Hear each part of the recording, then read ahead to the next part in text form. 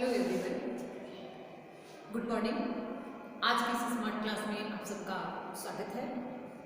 जैसे कि बेटा हम पिछले वीडियो में पढ़ रहे थे, राजनीति विज्ञान भारतीय आपका जो पेपर है आधुनिक राजनीतिक सिद्धांत एवं उसका तुलनात्मक अध्ययन, 5th पेपर है ये आपका।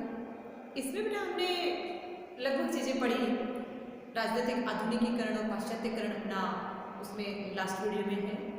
आज हम नए वीडियो के साथ आपके साथ उपस्थित हैं और इस वीडियो में हम आज पढ़ेंगे राजनीतिक व्यवस्था।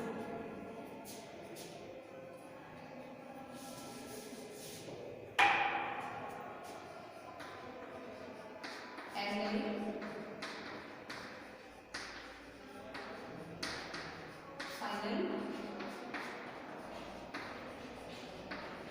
5th पेपर पॉलिटिकल साइंस, और इसमें हम पढ़ेंगे, टॉपिक का नाम है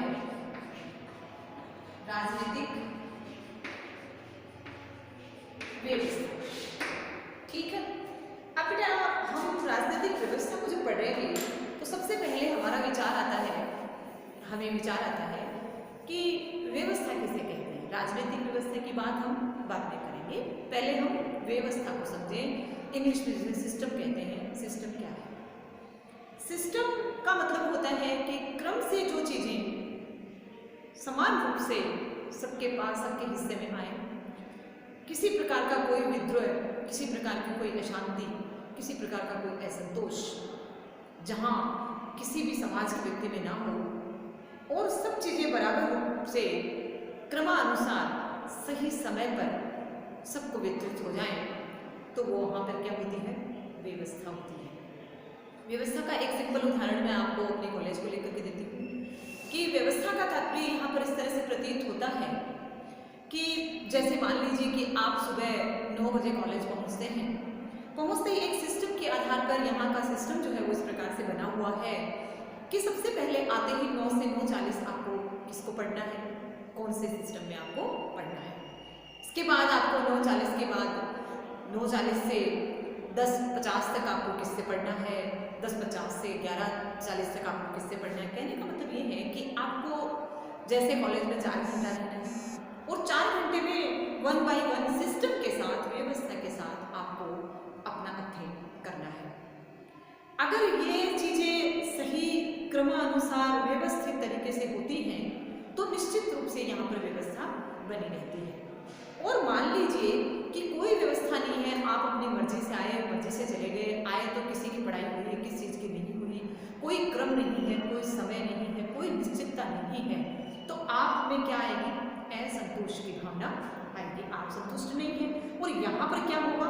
यहाँ पर पूरी तरह से अव्यवस्था फैलेगी, किसी तरह की कोई व्यवस्था नाम की चीज़ यहाँ पर नहीं होगी। तो कहने का तात्पर्य एक सिंपल एग्जाम्पल के जरिए हमने बेटा इसको इस तरह से समझा कि व्यवस्था जहाँ पर यथा समय निश्चित रूप से जो चीज़ें सिस्टमेटिक ढंग से हो रही हैं, जो होनी चाहिए, जिसकी आम आदमी अपेक्षा करता है, अगर वो सब चीज़ें हो रही हैं तो वहाँ पर निश्चित रूप से व्यवस्था कायम रहेगी। लेकिन अगर ऐसा नहीं है तो वहाँ पर आप निश्चित रूप से ये कह सकते हैं कि यहाँ सिस्टम नाम की कोई चीज़ नहीं है, यहाँ व्यवस्था नहीं है। और जहाँ पर व्यवस्था नहीं होती है वहाँ पर क्या होता है? असंतोष जन्म लेता है। असंतोष जहाँ पर जन्म लेता है वहाँ पर विद्रोह और क्रांति चहुं ओर होती है, उसमें सबका जीवन अशांत होता है, वातावरण पूरी तरह से जो है वो कलहमय हो जाता है, किसी प्रकार का शांत वातावरण वहाँ पर नहीं होता है। तो बेटा बात की हमने एक सिंपल व्यवस्था शब्द की। अब व्यवस्था के आगे आप जब राजनीतिक शब्द जोड़ देते हैं, राजनीतिक व्यवस्था क्या है, तो ठीक इस चीज को आप अपने से निकाल करके, अपने सिस्टम यहाँ से, अपने परिवार से निकल करके आप चले जाएं पूरे समाज में, पूरे राज्य में। और राज्य में व्यवस्था बनाए रखने की जिम्मेदारी, जैसे हर एक परिवार में एक जिम्मेदार व्यक्ति की अपने परिवार में व्यवस्था बनाए रखने की जिम्मेदारी होती है, उस पर वह उत्तरदायित्व होता है। और आप यूँ कह सकते हैं कि एक रिस्पॉन्सिबल पर्सन हर फैमिली में होता है, वो भले फादर हो, मदर हो, भैया हो, कोई भी हो, लेकिन एक परिवार को चलाने के लिए निश्चित रूप से एक रिस्पॉन्सिबल पर्सन निश्चित रूप से होता है और वह परिवार की मूल आवश्यकताओं की पूर्ति करने की जिम्मेदारी रखता है। परिवार के तमाम सदस्यों को रिस्पॉन्सिबल पर्सन की आज्ञा का पालन करना होता है। जो जैसे नियम, जो जैसे आप ये कह सकते हैं कि कायदे परिवार में लागू किए जाते हैं, उन सब को फॉलो करना परिवार के सदस्यों का कर्तव्य बन जाता है, उनका नैतिक दायित्व बन जाता है। अब आप यूँ सोचिए कि रिस्पॉन्सिबल पर्सन पर जब सारे परिवार को चलाने की जिम्मेदारी है, तो वह रिस्पॉन्सिबल पर्सन के प्रति सभी जो परिवार के अदर मेंबर्स हैं वो उसके प्रति पूरे लायबल होंगे। नैतिक जिम्मेदारी होगी उनकी कि ये पर्सन जब हमारे जिम्मेदारियों का भार ले रहा है, इसके कंधों पर है, हमें जब जिस चीज़ की आवश्यकता होती है तो हमें यहाँ से प्राप्त होती है, तो आपका नैतिक दायित्व उस समय क्या बन जाता है? आपका मीन्स परिवार के अदर मेंबर्स का, कि जो व्यक्ति उत्तरदायित्व निभा रहा है, जो रिस्पॉन्सिबल पर्सन है, उसकी आज्ञाओं का पालन हम निश्चित रूप से करें। हाँ, ये स्वतंत्रता आपको होती है, ये अधिकार भी आपको निश्चित रूप से दिए जाएंगे कि आप कोई अगर रिस्पॉन्सिबल पर्सन की बात आपको ठीक नहीं लगती है, आपको कोई कहीं कुछ चीज़ों से ऐतराज है, तो आप उसे निश्चित रूप से बता सकते हैं। उन्हें आप अपनी सही बात को मनवाने के लिए उनसे आग्रह कर सकते हैं, उनसे प्रार्थना आप कर सकते हैं। विद्रोह करना, क्रांति करना मतलब परिवार को तोड़ना होता है। हालांकि कुछ असामाजिक तत्व समाज में भी होते हैं और समाज चूंकि परिवारों से मिलकर बनता है, तो परिवारों में भी ऐसे उदाहरण देखने को मिलते हैं कि ये कौन होता है रिस्पॉन्सिबल, ये कौन होता है हमारे उत्तरदायित्व को निभाने वाला, ये कौन होता है हमें ऑर्डर करने वाला। और ऐसा जब जिस परिवार में होता है, वो मानकर चलिए कि वो परिवार शांतिमय तरीके से अपना जीवन व्यतीत नहीं कर सकता है, वो परिवार निश्चित रूप से टूटेगा। और जो गति, जो विकास, जो प्रोग्रेस शांति प्रिय तरीके से सिस्टमेटिक ढंग से जो परिवार चलाता है उसकी होती है, वो कलह करने वाले परिवारों में कभी नहीं हो सकती है। तो बेटा अब हम आपको सिंपल तरीके से राजनीतिक व्यवस्था का उदाहरण, एक परिवार, एक साधारण परिवार से लेकर के हम इसको जब राज्य में ले आते हैं, जब हमारे जो है सरकार की बात करते हैं, तो सेम यही बात यहाँ पर लागू हो जाती है। निजी बात जो है वो सामूहिक रूप से हम जब लागू करते हैं, तो हम जनता, समाज के मेंबर, हम परिवार के मेंबर हैं, राज्य रूपी परिवार के। और राज्य में रिस्पॉन्सिबल पर्सन, जिस गवर्नमेंट को हम चुनते हैं, जो सरकार हम पर शासन करती है, वो हमारा रिस्पॉन्सिबल पर्सन है। रिस्पॉन्सिबल पर्सन से हम अपेक्षा करते हैं कि वो हमारे तमाम हितों की पूर्ति करे, किसी प्रकार का समाज में कोई असंतोष पैदा ना होने दे, सही समय पर, निश्चित समय पर सबके हितों की पूर्ति हमारा रिस्पॉन्सिबल पर्सन, हमारी सरकार करे।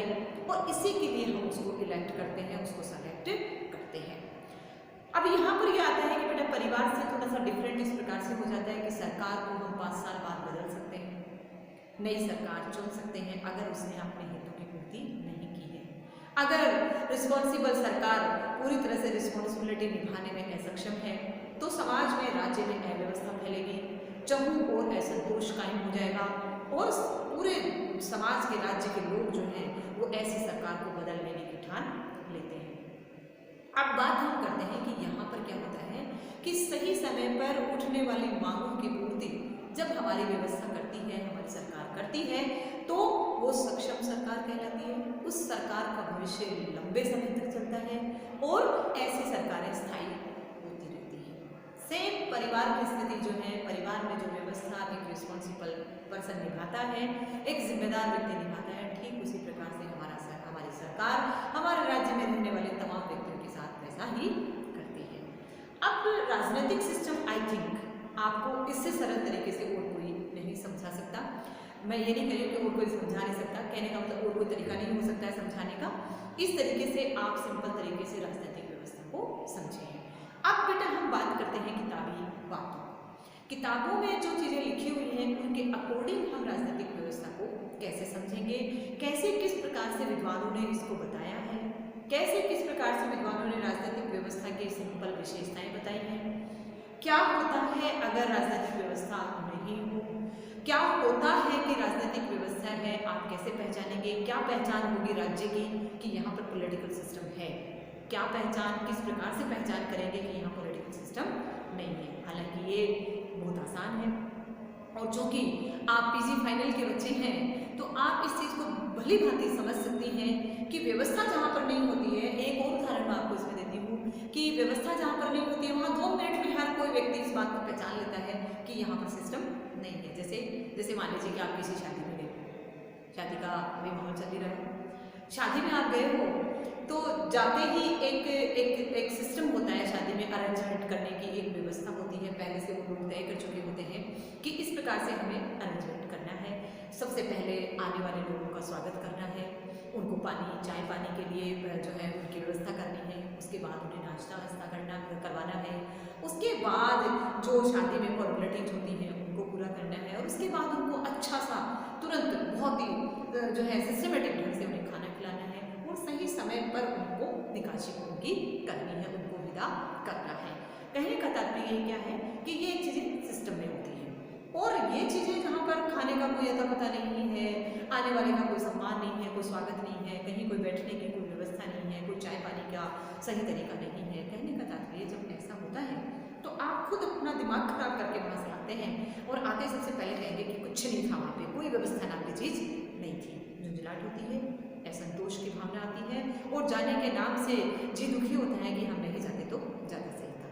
तो बेटा ये मानव स्वभाव है कि वो व्यवस्था को पसंद करता है। जहाँ सब कुछ सही होता है, जहाँ सब कुछ सिस्टमेटिक होता है, वहाँ हर कोई इंसान जाना पसंद करता है और जाकर के खुशी का इजहार करता है कि वहाँ जाकर के उसे बहुत अच्छा लगा।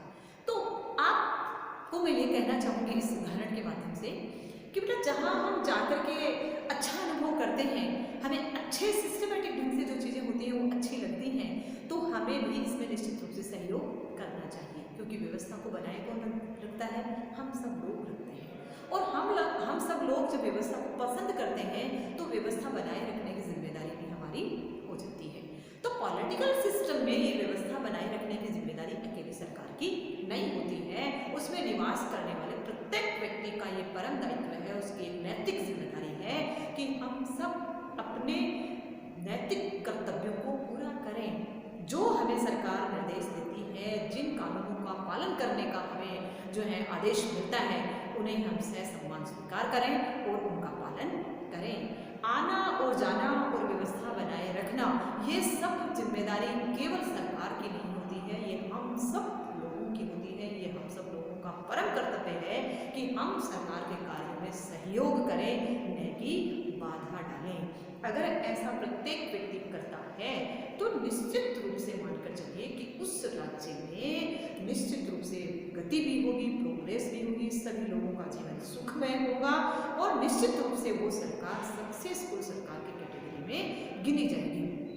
सक्षम सरकार वही होती है जो सही समय पर लोगों के मांगों की पूर्ति करती है और सही राज्य में व्यवस्था तभी बनी रह सकती है जब सरकार जो नियमों को पालन करने के लिए कहती है, प्रेषित करती है, उन सब का हम बखूबी मन से आदर करें और रेस्पेक्ट के साथ उन सब का हम पालन करें। तब जाकर के राज्य में व्यवस्था, राजनीतिक व्यवस्था बनी रहती है। राजनीतिक व्यवस्था बनाए रखने के लिए हम सब लोगों का शिक्षित होना, जागरूक होना और अपने कर्तव्यों के प्रति ईमानदार होना आवश्यक है। तो राजनीतिक व्यवस्था एक सिंपल उदाहरण के जरिए इस प्रकार से हम बनाए रख सकते हैं। बहुत छोटी सी बात मैं आपको इसमें पढ़कर सुनाती हूँ आपके नोट्स में, फिर हम डिटेल से पॉइंट टू पॉइंट हम कल इस पर विचार करेंगे।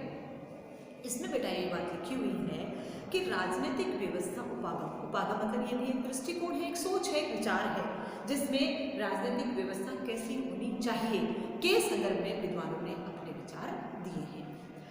उपागम समाज के राजनीतिक क्रियाकलापों के संपूर्ण क्षेत्र की ओर अपना ध्यान आकर्षित करती है। क्या बात कही है? राजनीतिक व्यवस्था उपागम समाज के राजनीतिक क्रियाकलापों, समाज के राजनीतिक क्रियाकलाप, आपका जो सिस्टम है, पॉलिटिकल सिस्टम क्या है? सरकार है। तो आपका पॉलिटिकल सिस्टम जो है वो किस प्रकार से कार्यों को करती है, इस क्षेत्र में अपना संपूर्ण ध्यान जो है आकर्षित करती है। क्या? राजनीतिक व्यवस्था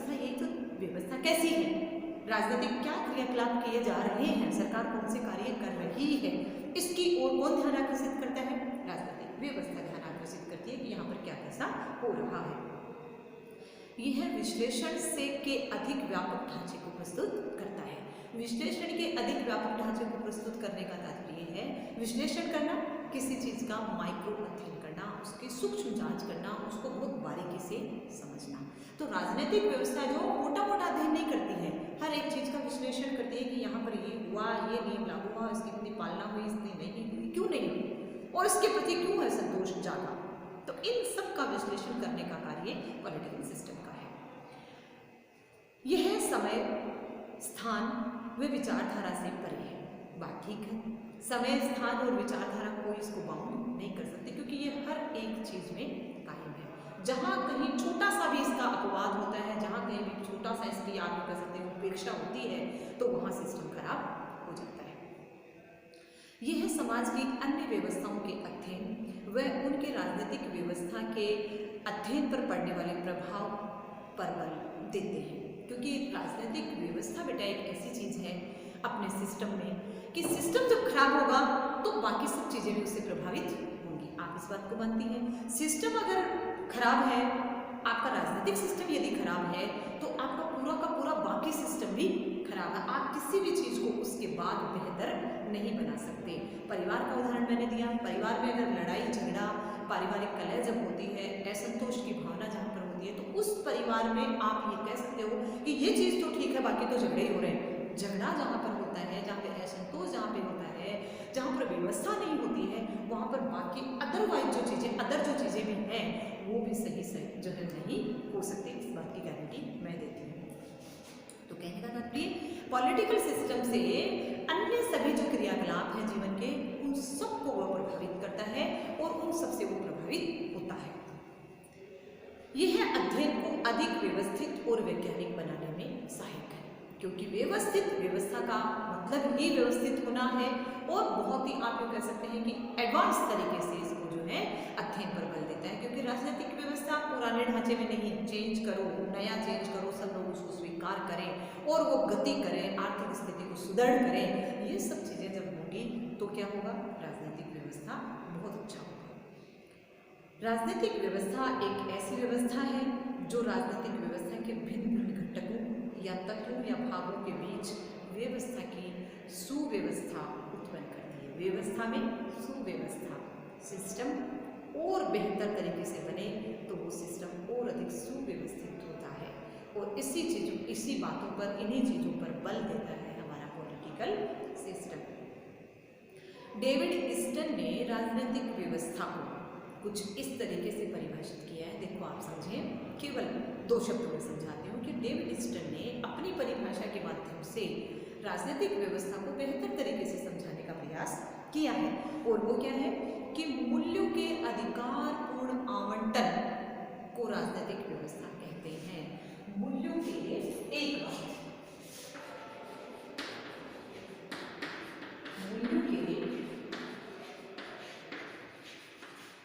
अधिकारपूर्ण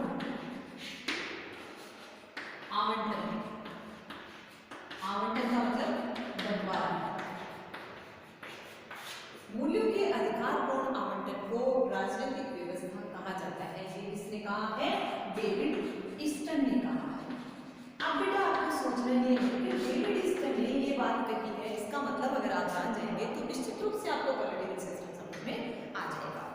अधिकारपूर्ण, क्योंकि परिवार के सभी सदस्यों का आपको पढ़ाई का अधिकार है, आपको पढ़ने के लिए फीस समय पर चाहिए, आपको खाना समय पर चाहिए, आपको यूनिफॉर्म समय पर चाहिए, ये आपका अधिकार है। लेकिन इसके एवज में आपके कुछ कर्तव्य भी होते हैं। राज्य सरकार की भी यह जिम्मेदारी है कि वो सब व्यक्तियों के अधिकार को, जो उनका अधिकार है, उन सब का वो बंटवारा पूर्ण रूप से करे। और जब ये सब चीजें सिस्टमेटिक ढंग से चलती हैं तो वहां पर क्या होता है? मूल्यों का अधिकारपूर्ण आवंटन होता है, और ऐसा जब होता है तो क्या होती है? राजनीतिक व्यवस्था बनी रहती है। आज के इस वीडियो में इतना ही।